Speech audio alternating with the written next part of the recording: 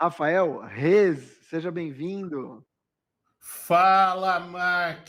Bom dia, Nossa, cara. que Tudo bom? honra, que honra. Olha, eu estava aqui com o grande, literalmente, Diego Ivo, e agora está com você, Rez. É uma honra, porque eu já fiz curso como teu aluno, sei do teu carisma, sei dos teus livros best-seller, sei das tuas palestras fora do Brasil, dos clubes que você cria.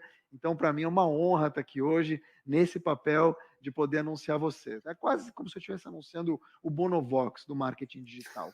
Tudo bem por aí? Tudo ótimo, cara. Tudo ótimo. Tava acompanhando vocês aqui desde o comecinho, Ah, acompanhando o chat também. que Muito legal. feliz de ver tanta gente Muita reunida. gente, muita gente. A última vez que o Diego fez um evento desse, se eu não me engano, foi em 2016, foi o SEO Day. Foi um evento que também marcou bem o mercado. Quando ele fez o convite aqui, eu fiz questão de aceitar. O Que Diego é um legal. grande amigo, uma grande referência. Com certeza está no top 10 entre os profissionais de SEO no Brasil.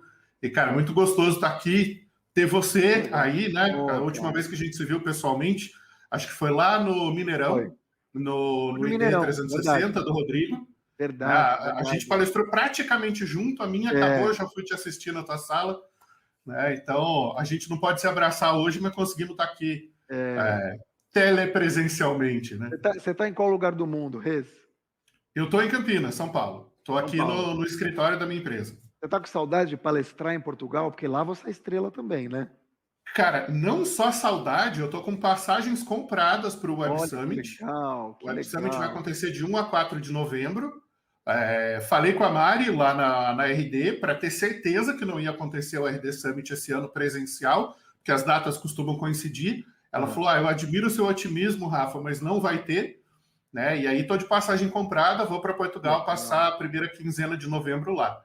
Né? Vou Animal. participar do Web Summit e depois vou com a minha mulher dar um rolezinho ali, que eu amo aquele país. Sorte dos portugueses. Bom, falamos demais, você vai tratar do tema impactos de Core Web Vitals no conteúdo. É isso, não é? Falei bonito? É isso, é Muito. isso. Então, Vou falar menos da parte técnica e vou falar mais da parte estratégica e da jornada do cliente na produção de conteúdo. Né? bom, Mostrar um Rafael pouco da Reis, metodologia que a gente usa aqui e como é que a gente tem que considerar o ser humano, que é o que o Google está forçando a acontecer com o Core exatamente. Web Vitals. Já falei demais, agora é com você. Deixo você então, Rafael Reis, e na volta a gente lê as perguntas aqui, que certamente vão ser muitas do teu conteúdo. Seja bem-vindo. Obrigado, Mark. Gente, eu não vou ver vocês mais aqui, porque eu tenho que mudar para a tela dos slides. E aí, como está no Google Drive, eu não consigo mais ver a apresentação a partir do momento que eu mudo lá para os slides. Eu vou falar bem rápido, porque a gente tem bastante material aqui, mas eu acredito que vai fazer sentido. Deixa eu me apresentar rapidamente para quem não me conhece. Meu nome é Rafael Reis, eu tenho 41 anos, sou pai do Pedro e da Carol. Fundei em 2010, no mesmo ano que a Conversion foi fundada, a Web Estratégica. Né? Nossas empresas completaram uma década de existência agora esse ano. Em 2016, fundei junto com o Maurício Zani a nova escola de marketing. Aqui na Web Estratégica, a gente atende clientes de porte nacional e internacional, tanto com SEO quanto com produção de conteúdo. Tá? Então, eu vou mostrar alguns exemplos aqui de coisas que a gente tem feito para hotéis.com, para Unidas, para Leroy Merlin, para outros clientes que a gente atende no Brasil, no México, em outros países. Eu tive a honra de dar aula em vários lugares muito bons. No ano passado, eu fui professor da disciplina de MBA, do MBA da USP Exalc. Esse ano, o INSPER está lançando um curso executivo de marketing de conteúdo comigo. Dou aula todos os anos para a Sandra Turk lá na SPM. Então, eu divido o meu tempo metade entre fazer o trabalho e metade entre ensinar o trabalho. Por fim, sou autor dessa coisa linda aqui, Marketing de Conteúdo Moeda do Século XXI, 14 mil cópias vendidas no Brasil e crescendo, a gente deve bater 16 mil esse ano, e 2 mil lá em Portugal, tecnicamente best-seller nos dois países. Então, é algo que me deixa muito feliz poder contribuir com a formação dos profissionais no mercado, com a criação, a estruturação do nosso mercado de conteúdo e de SEO, tanto no Brasil quanto lá fora.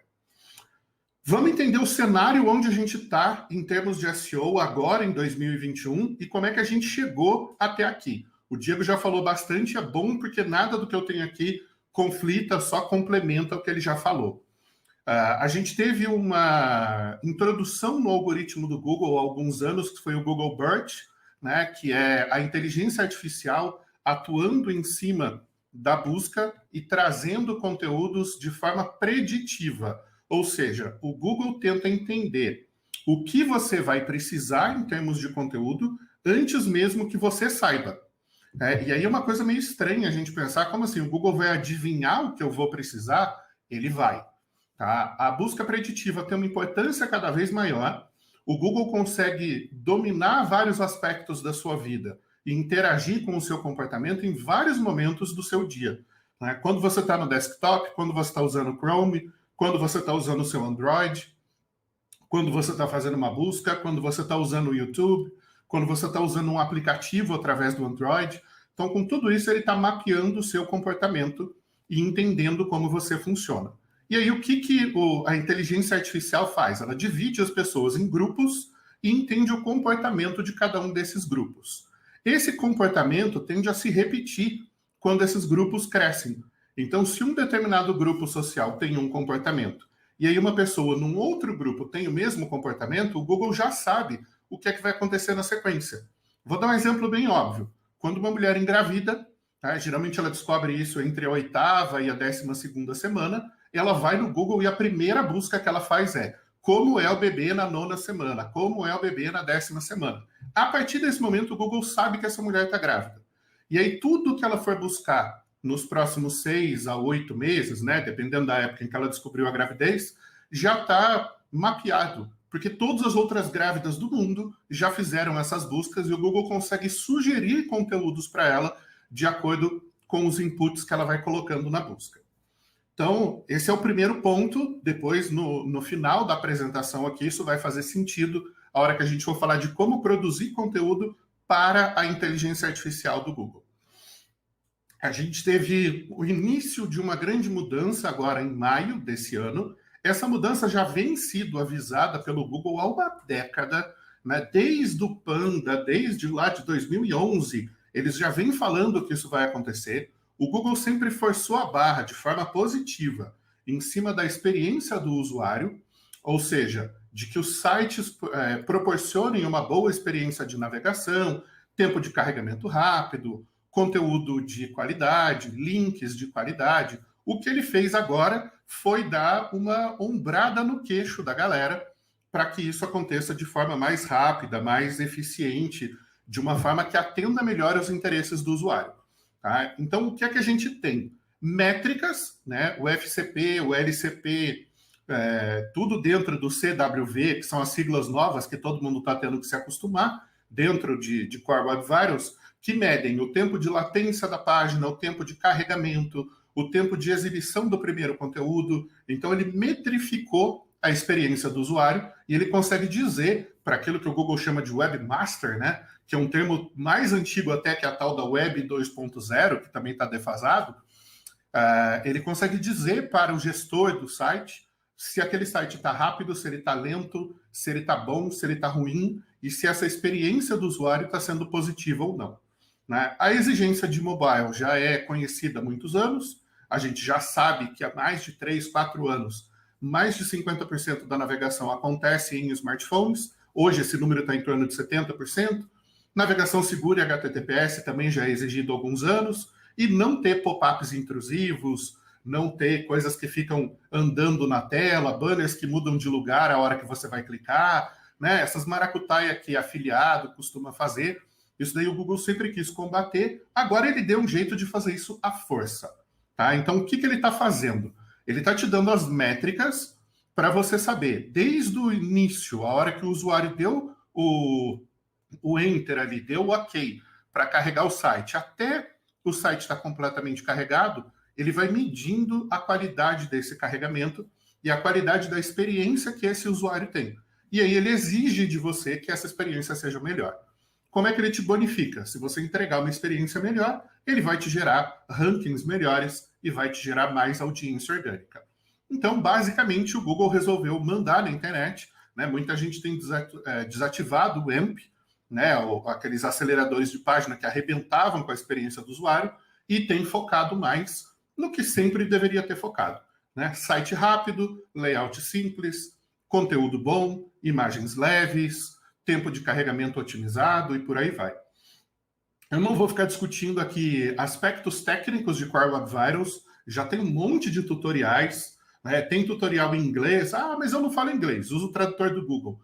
Tem tutorial no YouTube, tem palestras do próprio Google, mas eu não falo inglês, tem legenda automática que dá para você entender 80%. Então, assim, tem muito guia técnico, acho que palestra não é o momento de falar de aspecto técnico. Em resumo, o Google resolveu tornar a experiência do usuário melhor à força. E ele vai bonificar os seus rankings, os seus resultados, se você entregar uma melhor experiência para o usuário. Então, ele está fazendo todo mundo competir no aspecto de experiência. Aonde é que eu quero me focar aqui? O Google entende que uma boa experiência é a construção de uma jornada. Né? Então, o usuário tem uma dúvida, ele tem um problema, ele tem uma necessidade, ele tem um desejo, ele vai fazer uma busca e aí ele está iniciando uma jornada para resolver um determinado problema na vida dele. Tá? Cada vez mais, como empresa, como corporação, o Google quer dominar essa jornada do cliente. Esse nome vocês vão encontrar também como jornada do usuário, jornada do consumidor. Consumidor já é um termo defasado, né? A gente já não chama mais as pessoas de consumidores, porque o papel delas não é mais só consumir. Né? A gente entende esse cara como cliente, como parte do processo de troca de valor na empresa. E existem vários modelos para você mapear essa jornada. O que é que importa? É você criar um conteúdo que auxilie o cliente ao longo dessa jornada, responda o que esse cliente precisa, e aí o Google vai priorizar o seu conteúdo ao longo dessa jornada. Tá? Vocês vão ver mais palestras ao longo do dia, vai ter uma palestra da galera da RD aqui, mostrando como é que eles fizeram a otimização do conteúdo deles, tá? Então, e aí o conteúdo deles acaba aparecendo em primeiro, segundo lugar no Google para mais pessoas. Eu vou mostrar aqui alguns exemplos de como a gente constrói essa jornada do cliente para os nossos clientes e como é que a gente aplica isso na criação do conteúdo, e isso tem gerado rankings cada vez melhores. O que a gente tem que entender? Como é que é o comportamento do usuário, né? Como é que o nosso cliente se comporta? Ele quer encontrar informação logo, ele quer informação correta, ele quer informação com credibilidade, ele quer um site que carregue rápido e ele quer ter uma boa experiência de navegação. O que o Google fez? Pegou essas 5 coisas aqui e tornou isso métricas. Então, hoje, no Search Console, em outras ferramentas de desenvolvimento do próprio Google, então tem o Chrome Developers, tem ferramentas de gestão de tempo de carregamento, tem ferramentas externas que você pode usar, como o GT Metrics.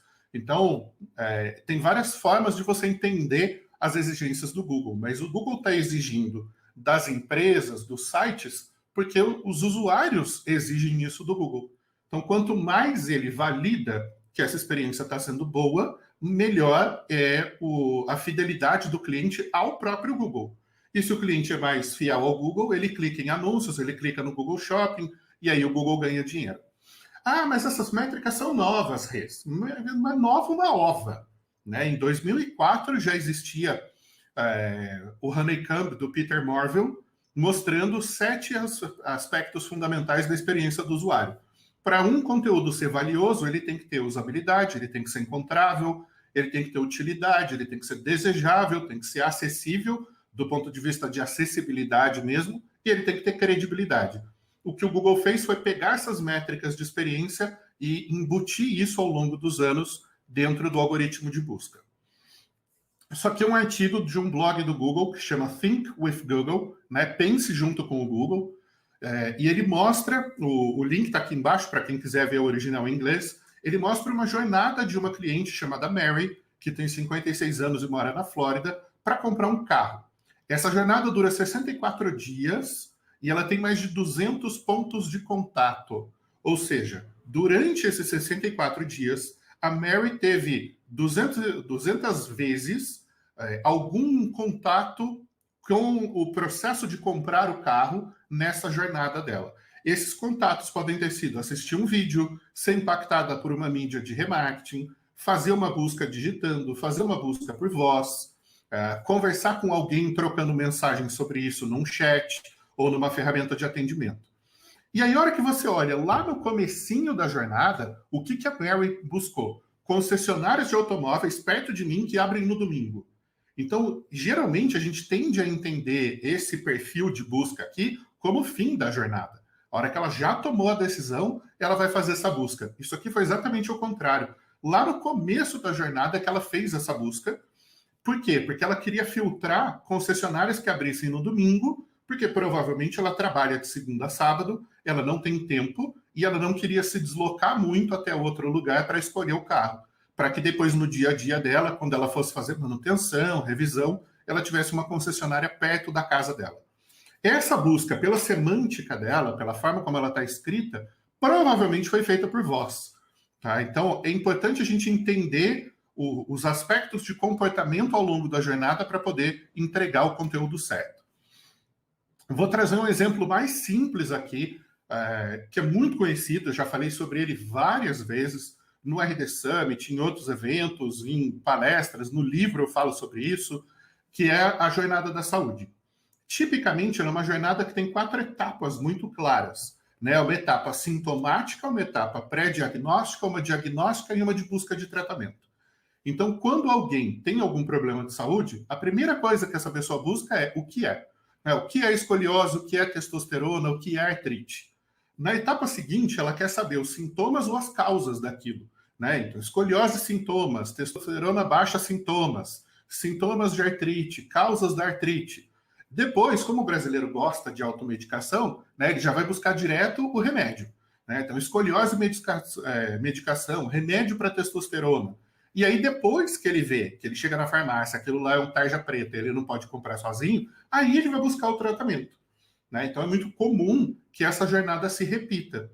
Quando essa jornada se repete, a gente tem um padrão. Né? A gente tem uma coisa que é repetível. Lembra daqueles grupinhos de pessoas que eu mostrei uns slides atrás? 10 pessoas fazem essa jornada, depois 100 pessoas fazem, depois 1.000, depois 1 milhão. Então, o Google já sabe que quando alguém busca o que é escoliose, na sequência essa pessoa vai querer saber sintomas de escoliose. Na sequência ele vai querer saber medicação. E na sequência ele vai querer saber o tratamento. Então, a hora que você olha lá no Google e faz uma busca, essas perguntas que ele coloca aqui, ó, as pessoas também perguntam, estão baseadas em quê? Em comportamentos pregressos anteriores que as pessoas já tiveram e que o Google já mapeou. E aí ele vai pegar pedaços de conteúdo de sites que têm credibilidade, que têm reputação, que são reconhecidos, que têm muitos links, e ele vai mostrar o conteúdo desses sites lá na página de resultado. Tanto que qual que é o primeiro resultado que ele está mostrando aqui para artrite reumatoide? Fiocruz.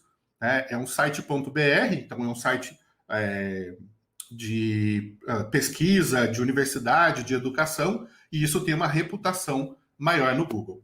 Como é que a gente mapeia esse processo aqui para os nossos clientes? A gente tenta entender quais são as fases que o usuário está passando, que esse cliente está vivendo ao longo dessa jornada, e o que ele vai buscar em cada uma dessas fases. Geralmente, lá no topo do funil, ele faz pesquisas mais curtas, né, que tem menos palavras, tem 2, 3 palavras. Conforme essa jornada dele vai acontecendo, ele vai fazendo pesquisas cada vez mais específicas.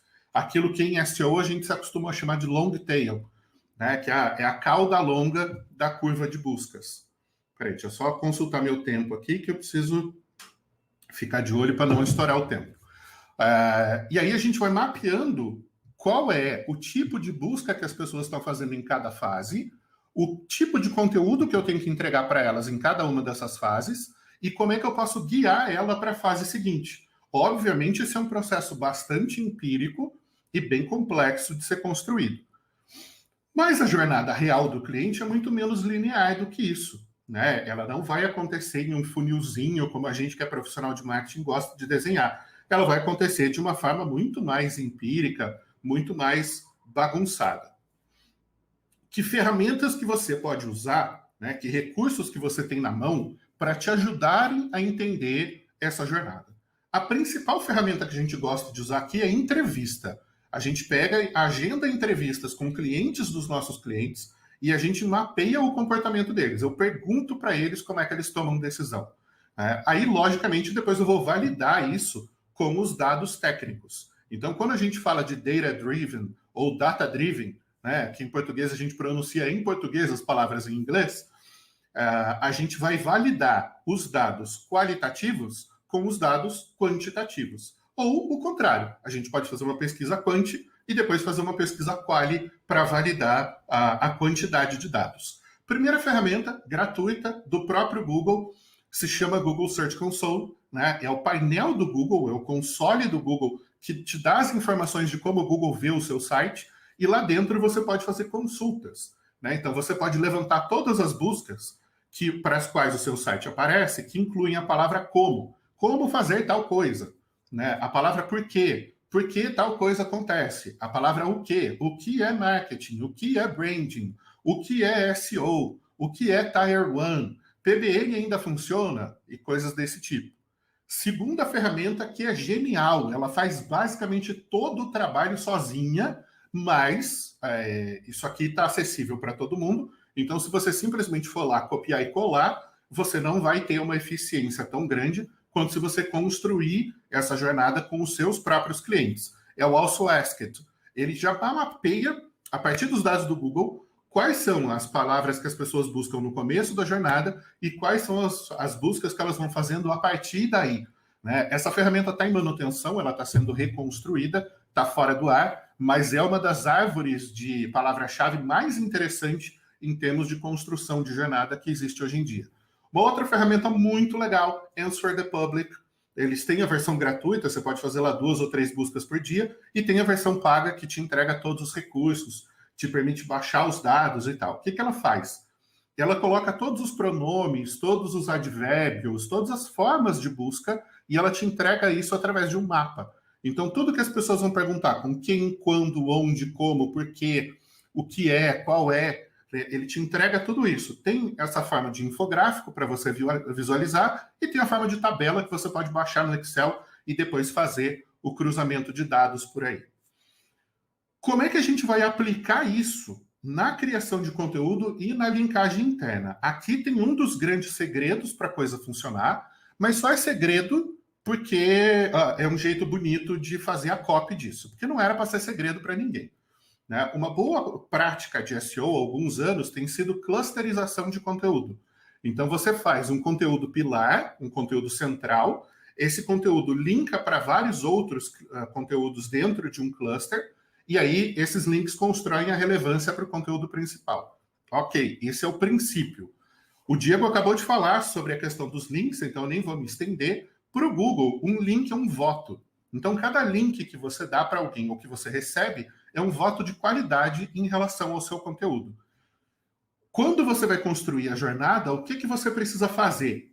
Linkar o topo do funil com o meio e o meio com o fundo, de forma que você construa um processo de aprendizado para o seu cliente, que você auxilie ele ao longo da jornada. Ao fazer isso, você ajuda a guiar a jornada do seu cliente que está lendo o seu conteúdo e está clicando e está sabendo mais, e você ajuda a inteligência artificial do Google a entender para qual conteúdo ela tem que encaminhar esse seu cliente depois.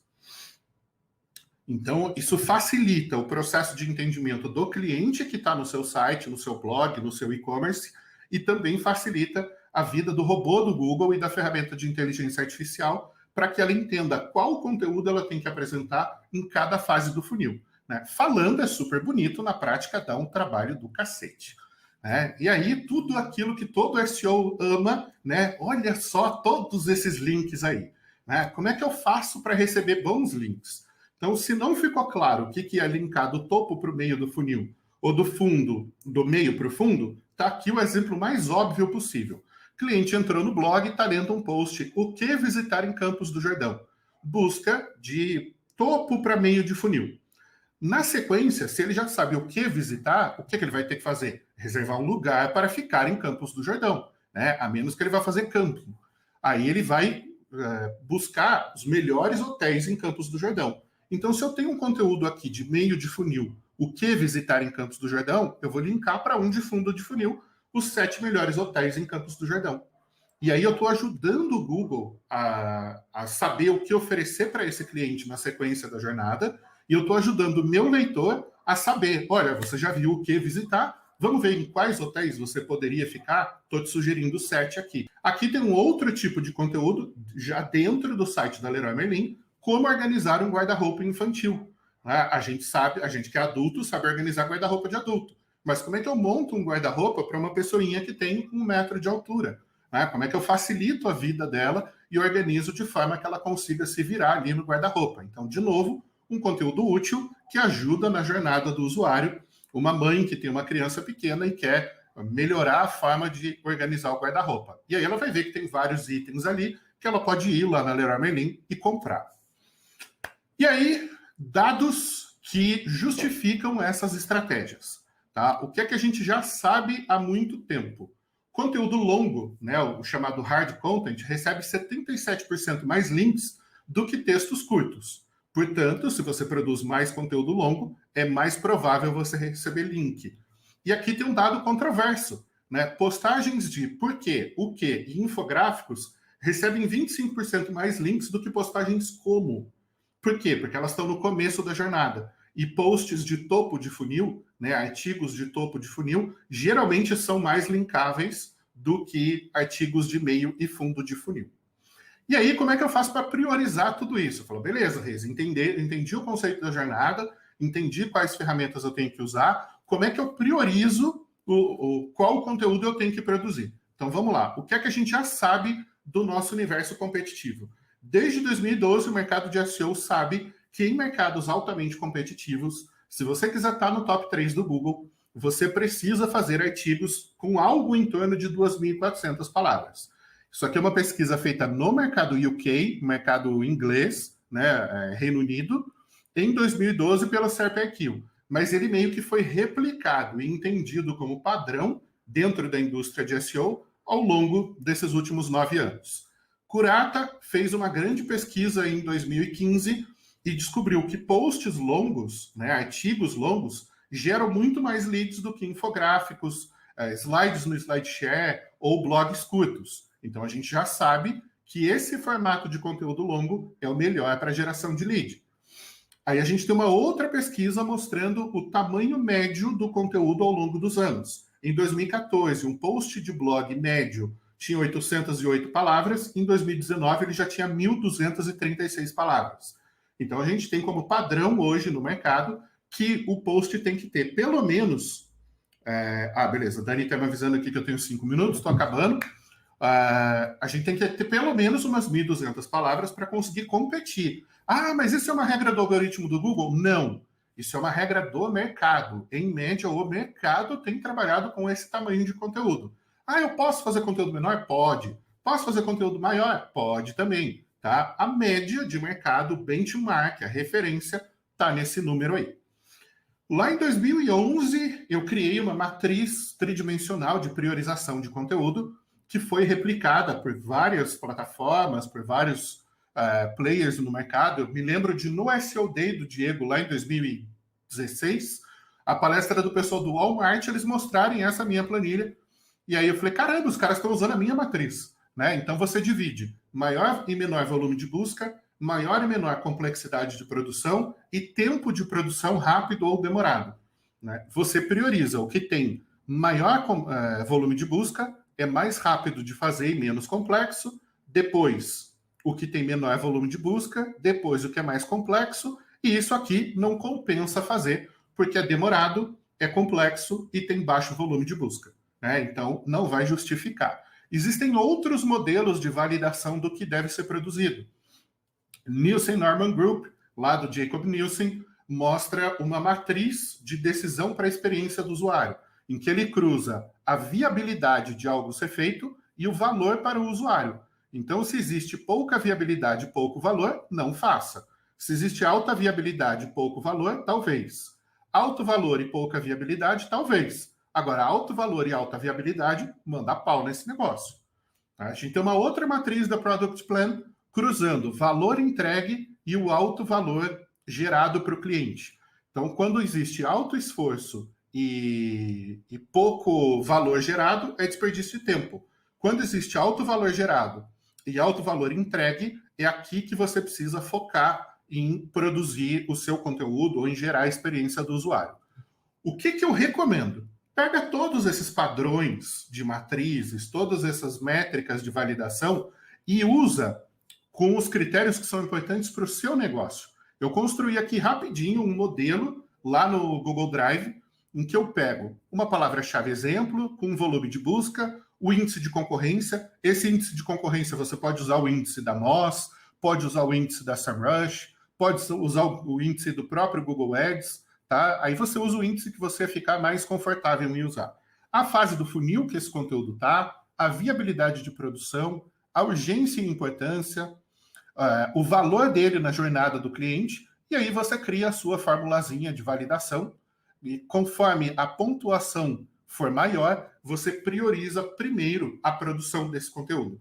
Então, se você tem lá 100 conteúdos a produzir e você não sabe como priorizar, você cria a sua... Aí que não dá para chamar de matriz, né? Porque a matriz geralmente são só 2 eixos, aqui você coloca os múltiplos critérios, faz uma formulinha de cálculo simples, de multiplicação. Então, se algum item aqui der 0, ele vai dar 0 aqui no fim, né? Porque 0 não multiplica. Agora, se ele é um item 1, tem urgência ou tem importância, ele vai somar lá no fim e a matriz vai te liberar para você produzir o conteúdo. Gestão do dia a dia, né? A hora que a gente tem centenas de milhares de conteúdos publicados, centenas de milhares eu não diria, mas assim, muitos milhares de conteúdos, como é o caso lá da Leroy Merlin. A gente publica para a Leroy, a gente escreve para eles mais de 250 conteúdos por mês para o e-commerce. Então a gente tem lá informação a ser complementada, adicionar informação nova, adicionar um link novo para uma categoria, reformular um trecho, trocar uma informação que já está incorreta porque mudou o produto, excluir um trecho. Então você tem várias atividades que podem ser feitas na gestão de conteúdo. Tá? Isso aqui precisa ser gerenciado para ser bem implementado. Aqui é uma planilha de produção de um cliente nosso, tá? Em que o raciocínio é mais ou menos o mesmo dessa outra matriz aqui. Eu botei um blur para proteger as informações do cliente, mas é para mostrar que assim, é essa metodologia que a gente usa no dia a dia. Aqui tem uma outra matriz de produção de um outro cliente, printada da semana passada, né? Informação super recente, em que a gente usa a mesma lógica para daí definir o que é prioritário e o que tem que ser escrito para o cliente. E aqui, as ferramentas de controle, muita gente não usa, mas você tem a opção de fazer anotações de dados, tanto no Google Analytics, quanto criar anotações dentro do Search Console. E aí você consegue saber, ó, publiquei aqui 54 posts de blog, publiquei aqui 85 posts, olha o resultado explodindo aqui em termos de impressões e de cliques. Então, você consegue justificar o investimento em conteúdo em SEO a partir das métricas de resultado que isso está gerando. Para isso, você precisa ter controle, organização e processo. Para concluir, as mudanças de Core Web Vitals estão forçando as interfaces a ficarem mais rápidas, mais simples e mais confiáveis. Na minha visão de mercado, mais uma vez, é o conteúdo que vai fazer a diferença. Tá? É o conteúdo que vai fazer com que você se destaque e com que você consiga atender a jornada do usuário, consiga chamar a atenção das pessoas e consiga bons rankings lá no Google. Tá? Eu sou um profissional de SEO que não trabalha com Search Engine Optimization, eu trabalho com Search Engine Optimism. Né? Eu acredito que as ferramentas de busca são uma forma da gente otimizar a vida das pessoas, da gente entregar conteúdo de valor, da gente gerar resultados para elas e da gente melhorar a vida das pessoas. Se a gente melhora a vida das pessoas, a gente gera mais negócios, gera mais vendas, gera mais retorno de investimento. Tá? Então, esse é o SEO que eu acredito. Era essa mensagem que eu queria trazer hoje. Para quem quiser o modelinho da planilha lá, pode me seguir no LinkedIn ou no Instagram e me pede lá na inbox e eu mando o modelinho para vocês. É isso que eu tinha para dizer. Deixa eu parar o meu compartilhamento aqui e achar aonde está a tela do StreamYard. Achei! Ô, Rez, bom, primeiro, meus parabéns. A gente tem quase 1.300 pessoas ao mesmo tempo. Você lembrou do SEO Day? Ainda falei, né? Falei para você ontem. Falei, vamos falar do SEO Day? Não, é daqui para frente. Mas o SEO Day já foi um marco. Que ano foi? Tivemos a primeira edição em 2014 com a participação do Rez e depois a gente fez uma segunda edição em 2015. Ficamos 6 anos sem eventos de SEO. pelo menos a Conversion, teve alguns outros, e agora retomando. É tipo 2021. o disco do Metallica, né, Rez? O cara lança a hora que ele quer, porque ele sabe que ele Fica domina o melhor com o mercado. tempo. Ô, Rez, algumas perguntas estão aparecendo aqui, e o Diego também queria dialogar um pouco contigo. A primeira delas, eu vou te fazer, e é uma dúvida que eu tenho, muita gente deve ter. Em SEO, qual é o maior erro quando a gente produz conteúdo? Cara, é otimizar conteúdo repetindo palavra-chave até encher o saco da pessoa. Então, bom dia, Mark Tawil. Já viu isso?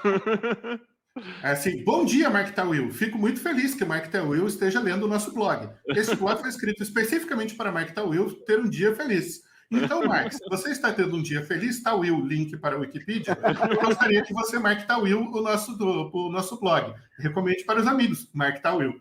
Porra, Categoria do post, caralho. Mark Tawil, tags Mark Tawil.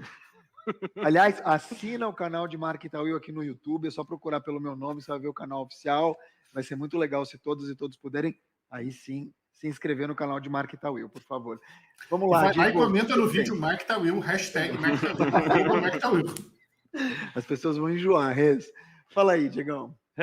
Sabe que eu sou um grande fã seu, né? Acho que é legal esse negócio de Search Engine Optimistic.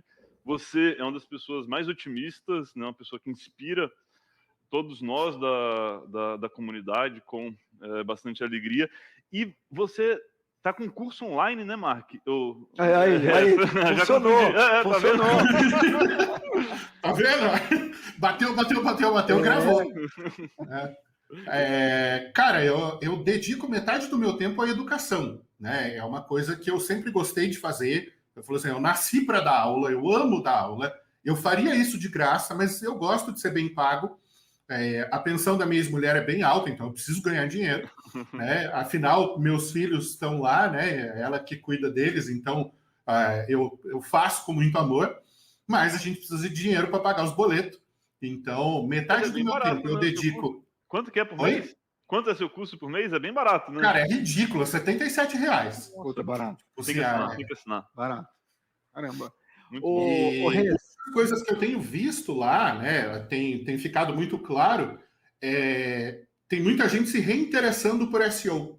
Sim. Porque as redes sociais tiveram um boom tão grande, e aí todo mundo queria estar no Instagram e no LinkedIn e não sei o quê, e tem caras que são fora da curva, como o Mark, né, e que conseguem ter um desempenho, uma produção de conteúdo muito grande. A maioria das pessoas só toma e perde alcance orgânico, né? Então, as pessoas estão voltando a se interessar por SEO. SEO está voltando a ser um assunto mainstream. Né? Para a gente que está na vanguarda do mercado, isso sempre foi realidade. Né? Para os maiores players no nosso mercado, isso sempre aconteceu. Mas agora as pessoas estão voltando a se interessar. E aí, esse evento, né, que é um evento de educação do mercado, o trabalho que a gente faz de formação de pessoas, de educação de mercado, tudo isso ajuda o nosso mercado a acontecer, porque senão a gente não tem gente para contratar, né? E os nossos clientes não têm profissionais para ter no time deles e para fazer SEO, para fazer conteúdo, para fazer a coisa acontecer. Ô, Rez, estava comentando aqui que você é um cara que fala para o Brasil inteiro, né? A gente se viu em Minas, mas, cara, você faz isso anos-luz antes que eu, e faz muito bem, as pessoas te adoram. Como é que você se reinventou nessa pandemia? Como é que você conseguiu de primeira? Você já dava aula online? Como foram os primeiros dias? A gente está entrando no segundo ano, mas eu imagino que o segundo ano já está mais naturalizado. O que você aprendeu com esse combate aí à Covid-19? Cara, eu aprendi o que é ter uma vida de uma pessoa normal. Porque, assim, o meu primeiro curso online foi o Checklist SEO, que era uma metodologia de SEO, que foi lançado em 2014. Né? O Diego, na época, divulgou, ele estava fazendo o gerente SEO. Então, assim, eu divulguei o gerente SEO, ele divulgou o checklist. Então, a gente sempre teve um apoio, um respeito muito grande pelo trabalho um do outro, né? Sempre foi um fair play muito grande. E isso é uma coisa que é muito bonita no nosso mercado. Né? As pessoas sérias do mercado, elas se apoiam. Né? É uma competição saudável. Então, assim, eu já tinha curso online há muitos anos. Só que em 2019, né, que foi o último ano antes da era da pandemia, eu fiz 70 voos. Cara, eu ia para Belo Horizonte semana sim, semana não, porque eu estava dando uma consultoria na Monetize. E eu dava aula presencial na Nova Escola de Marketing, curso online na Nova Escola de Marketing, tinha os clientes da Web Estratégica, a gente tinha acabado de expandir para México, Argentina e Portugal. Então, assim, minha vida foi o caos. No ano passado, eu peguei 6 voos. Cara, esse ano eu não vi aeroporto. Eu descobri que é a vida de uma pessoa normal, velho. Eu durmo todos os dias na mesma cama. Tipo assim, cara, 2019, eu aluguei um apartamento quando eu voltei de Portugal, foi logo depois que eu me separei. Em 6 meses, eu dormi 40 noites no meu apartamento. Cara, era uma vida caótica, assim, caótica. Eu não acho bonito. O pessoal acha glamour, essa coisa de aeroporto, ficar viajando, Meu não sei o quê. rockstar, né, Rez? Cara, não, é infernal, mano, é infernal. Eu tô amando fazer o que eu faço. Tipo, segunda-feira eu vou dar uma masterclass de 2 horas aqui, sentado no meu escritório, no ar-condicionado, acabou, 3 minutos eu tô em casa, bicho. Eu moro no interior, não tem trânsito. Sabe, é uma outra vida, cara, é muito bom. Eu mesmo cozinho, eu mesmo limpo o meu apartamento. Cara, assim, é uma outra vida, é uma vida que eu nunca tinha vivido antes e que eu tô achando o máximo. E onde as pessoas encontram os teus cursos? Cara, basicamente através do meu Instagram ali vai ter o link, né? Na bio do Instagram tem o link, ou então é só acessar direto novaescolademarketing.com.br. A gente tem mais pergunta, tá? Então fica aí só um minutinho. Bora? Olha, não é pergunta Tô de qualquer aqui. pessoa, não. É. Um grande nome do nosso mercado fazendo uma pergunta. Então você apresenta que você está mais por dentro. Alexandre Kavinsky. Kavinsky, grande Kavinsky. Cara, olha só. Cara, esse cara é um monstro do mercado. Ele é um monstro. Esse é um dos pioneiros no Brasil, um dos caras que fez esse mercado acontecer no Brasil. E ele te pergunta o seguinte: BERT trouxe inteligência artificial para as buscas do Google. O que esperar do MUM, M-U-M, o segundo... Bom, cara, que isso? Tudo bem que ele é pioneiro, mas aqui é para derrubar o apresentador. Que segundo Sundar Pichai, CEO da Alphabet, será 1000 vezes mais poderoso. Ou seja, o MUM vai ser 1000 vezes mais poderoso que o BERT. Tá ligado no BERT, né? Não. Quem que é o BERT? Explica pra gente, Rez. E o MUM vai ser poderoso. As letrinhas todas e a importância dela. O Google gosta de dar nome para as tecnologias e para as versões e coisa e tal. Hoje em dia a gente ainda tem inteligências artificiais que de inteligência tem muito pouco, né? O processo de aprendizado delas ainda é muito lento. O machine learning ainda é uma coisa que ainda depende de muito input manual, de muita correção das pessoas. Essa segunda geração que o Google está trazendo, ela é muito mais interativa e ela tem um processo de aprendizado muito mais dinâmico, né? A interação e o processo de autocorreção dela é muito mais inteligente. E aí ela vai ter uma capacidade de cruzar mais dados, né, e de entender melhor o comportamento individualizado. Hoje, aquele mapinha que eu mostrei lá do Also Asked, por exemplo, ou aqueles grupinhos de pessoas, ele é um aprendizado baseado em padrões bem simples. O que vai acontecer agora é que a complexidade desses padrões vai crescer muito. E aí, quando o Diego estava falando na palestra dele de você não gerar link sempre do mesmo jeito, é por quê? Porque você cria um padrão. O padrão é reconhecível pelo Google e ele pune os padrões. A partir do momento que você consegue fugir do padrão, né, você consegue gerar coisas que são fora da curva, esse link tem valor e ele não vai ser penalizado pelo Google.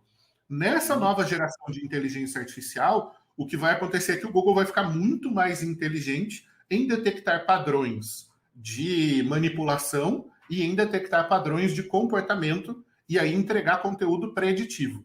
Então, às vezes, você vai se sentir mal, né, e você vai entrar para fazer uma busca e meio que o Google já vai saber o conteúdo que você quer. Parece estranho, mas a gente começa a ver essas coisas acontecendo. A Bruzusa pergunta: existe uma melhor forma de criar conteúdo /blogspot ou pesquisas de palavras-chave para web virals? Uma melhor forma de criar esse conteúdo? Não, porque o web virals ele não está ligado diretamente no conteúdo, ele está ligado na performance, né? O que existe são boas práticas de desenvolvimento web. Então, quando você tem o espaço de um banner, por exemplo, se você não coloca isso no HTML, a página vai carregando e aí, de repente, ela dá uma expandida rápida quando carrega a imagem. O que o Core Web Vitals preconiza? Que você já deixa o espaço para o banner, então vai ter um espaço em branco e aí, de repente, vai carregar uma imagem ali. Tá? É mais no sentido de web dev, né, de desenvolvimento da tecnologia em si, do que do conteúdo. O aspecto do conteúdo que o Google quer é que, por exemplo, na experiência mobile, no celular, eu que sou gordo, né? A gente tem o dedo gordo. Aí você vai clicar na tela, você clica em 2 links ao mesmo tempo. Então, o que ele quer? Que você espace os links. Ele quer que você gere uma experiência melhor para as pessoas. Né? Mas isso está mais no aspecto de web dev do que no aspecto de conteúdo. O aspecto de conteúdo é justamente o entendimento da jornada. Né? O que vai proporcionar uma melhor experiência é um entendimento de onde o usuário está, para onde o usuário vai e como é que eu ajudo ele a fazer esse caminho. Rodrigo Zenga, quer fazer uma pergunta? Não. Rodrigo Zenga pergunta assim: empresas guiadas por estratégia customer-centric vão ter mais facilidade em transferir essa cultura para a web? Vão favorecer a si mesmas por meio do Core Web Vitals? Vão, com toda certeza, com certeza absoluta. A gente tem visto uma cultura de UX, CS, user-centric, user experience, tudo isso crescendo muito nos últimos 3, 4 anos. Né? De repente, todo mundo começou a prestar atenção no cliente. Na última palestra presencial que eu fiz lá no RD, que foi em 2019, eu falava, no ano que vem, 2020, começa a era client-centric, né? Que em português fica muito feio, que é o cliente-centrismo. Mas isso é uma palavra que a gente vai ouvir ao longo dessa próxima década toda. Né? Cada vez mais a gente está orientando e centrando a experiência no cliente. Só que por que isso explodiu agora, sendo que a primeira vez que foi falado disso foi nos anos 80? Porque agora a gente tem tecnologia para fazer. Agora a gente tem método, agora a gente tem processo, agora a gente tem métrica para implementar cliente-centrismo. Então, empresas que já são orientadas ao cliente, vou botar um exemplo aqui que o Diego já citou hoje, o pessoal da Nubank. É muito mais fácil criar uma cultura client-centric lá do que numa empresa mais quadrada que não tenha esse tipo de cultura. Então, com certeza, a observação que ele fez está corretíssima. Né? Vão ter uma performance melhor porque a cultura deles já está preparada para esse sentido. Olha, Rafael Reis, que bom ter você aqui, Reis. É muito legal quando a gente ouve o Reis e assiste o Reis falar, porque é interessante tudo que o Reis traz. Se você vir atrás dele, estão os 2 livros do Reis, onde você encontra também no Instagram e em todos os canais com o nome de Rafael Reis. Não é legal? É muito legal estar aqui com o Reis, para conversarmos com o Reis sobre as grandes ideias que o Reis traz. Brincadeiras à parte. Obrigado, Rafael Reis.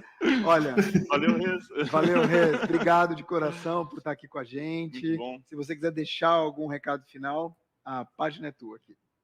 Não, cara, só queria parabenizar o Diego pela iniciativa, né, pela liderança, mais uma vez, de uma ideia e de um projeto que ajuda o nosso mercado a crescer. Né, deixar um abraço para cada um de vocês. Deixar um abraço para todo mundo que vai acompanhar o evento ao longo do dia. Eu vou continuar trabalhando aqui, ouvindo vocês o dia todo. Vou deixar no meu segundo monitor aqui, ficar assistindo vocês o dia todo. Né? Queria desejar sucesso para todo mundo e dizer que SEO não dá resultado do dia para a noite, mas com consistência dá resultado para sempre. Muito Valeu, bom. Reis. Tamo Obrigado. junto. Valeu, Reis. Parabéns pela palestra, pelo conteúdo. Obrigado, caras. Bom evento. Valeu.